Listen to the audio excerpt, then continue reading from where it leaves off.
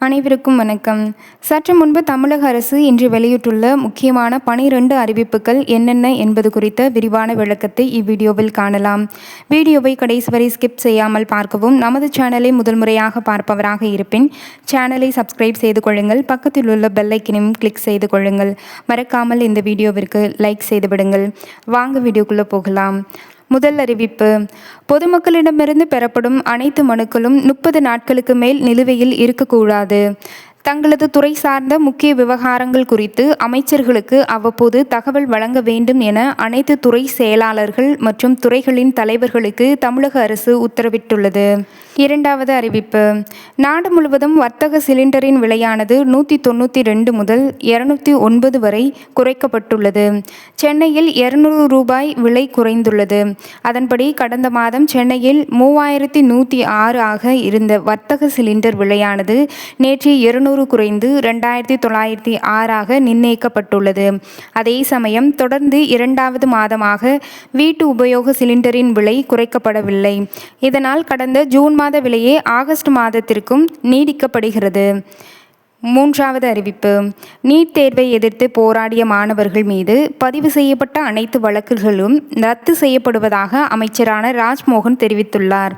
இது தொடர்பாக அமைச்சரான ராஜ்மோகன் தன்னுடைய சமூக வலைதள பக்கத்தில் வெளியிட்டுள்ள பதிவில், தமிழ்நாடு முதலமைச்சரின் உத்தரவின்படி நீட் தேர்வை எதிர்த்து போராடிய மாணவர்கள் மீது பதிவு செய்யப்பட்ட அனைத்து வழக்குகளும் ரத்து செய்யப்படுகிறது என்றும் இதர விவரங்கள் விரைவில் அறிவிக்கப்படும் எனவும் கூறியுள்ளார். நான்காவது அறிவிப்பு: தமிழகத்தின் மூத்த குடிமக்களுக்காக உருவாக்கப்பட்ட தாயுமானவர் திட்டத்தின் தொடர்பான முக்கிய அறிவிப்பு வெளியாகியுள்ளது. அதன்படி தாயுமானவர் திட்டம் மூலம் ரேஷன் பொருட்களானது விநியோகம் குறித்த தேதியை தமிழக அரசு அறிவித்துள்ளது. ஆகஸ்ட் மாதம் 4, 5 மற்றும் 6 ஆகிய தேதிகளில் மூத்த குடிமக்களாக இருக்கும் முதியோர்கள் மற்றும் மாற்றுத்திறனாளிகளுக்கு வீடு தேடி தாயுமானவர் திட்டத்தின் கீழ் ரேஷன் பொருட்கள் அனைத்தும் விநியோகம் செய்யப்படும் என தெரிவிக்கப்பட்டுள்ளது. ஐந்தாவது அறிவிப்பு: இன்று ஆடிப்பெருக்கு ஆவணப்பதிவு செய்ய சார் பதிவாளர் அலுவலகங்களில் கூடுதலான முன்பதிவு டோக்கன்கள் ஒதுக்கீடு செய்யப்படுவதாக பதிவுத்துறை தெரிவித்துள்ளது. இன்று ஒரு சார் பதிவாளர் உள்ள அலுவலகங்களுக்கு 100க்கு பதிலாக 150 முன்பதிவு டோக்கன்களும், 2 சார் பதிவாளர் உள்ள அலுவலகங்களுக்கு 200க்கு பதிலாக 300 முன்பதிவு டோக்கன்களும் அதிகளவில் ஆவணப்பதிவுகள் நடைபெறும். 100 அலுவலகங்களுக்கு 100க்கு பதிலாக 150 சாதாரண முன்பதிவு டோக்கன்களும், ஏற்கனவே வழங்கப்படும் 12 தக்கல் முன்பதிவு டோக்கன்களுடன் கூடுதலாக 4 தக்கல் முன்பதிவு டோக்கன்களும் பொதுமக்களின் பயன்பாட்டிற்காக வழங்க உத்தரவிடப்பட்டுள்ளது.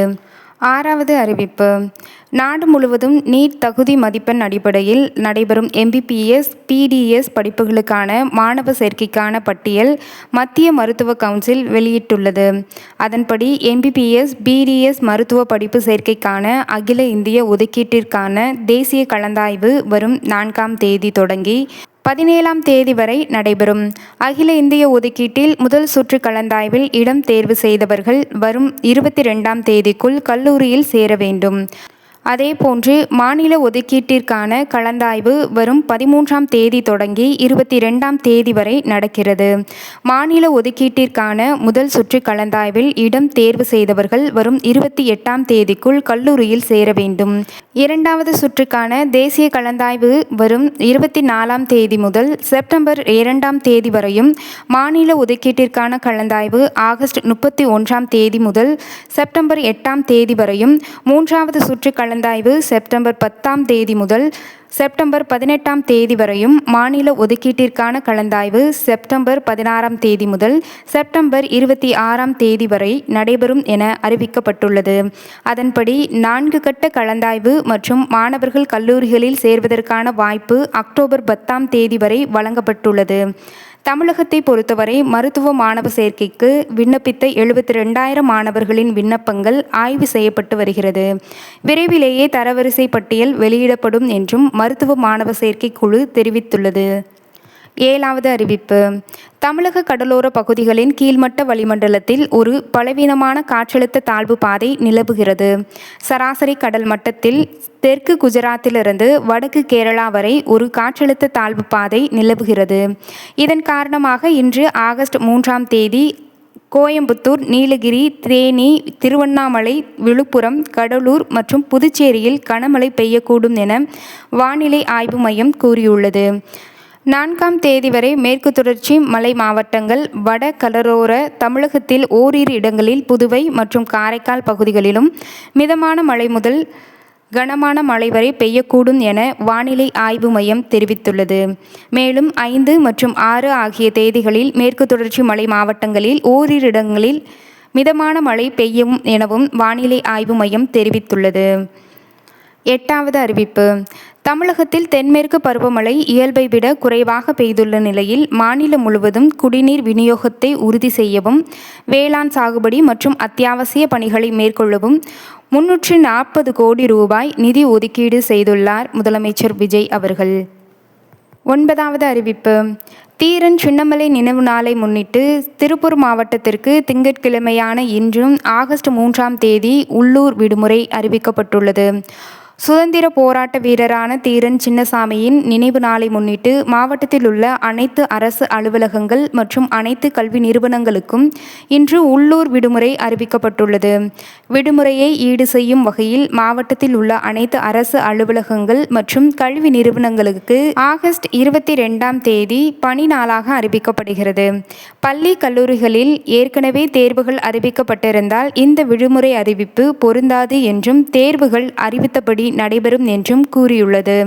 இந்த உள்ளூர் விடுமுறையினால் நாள் செலவணி முறி சட்டத்தின் கீழ் வராது என்பதால் வங்கிகளுக்கு இந்த விடுமுறை பொருந்தாது.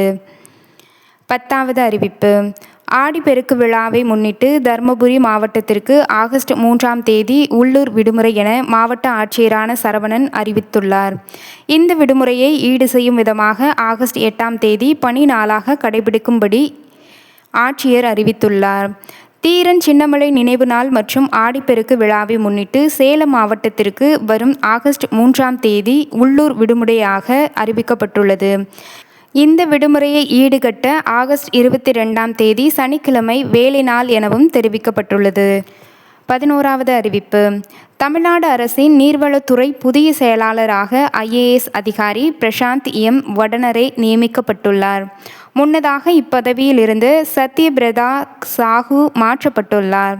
மறு உத்தரவு வரும் வரை ஊரக வளர்ச்சி மற்றும் பஞ்சாயத்து ராஜ் துறை செயலாளர் கூடுதல் பொறுப்பையும் கவனிப்பார்.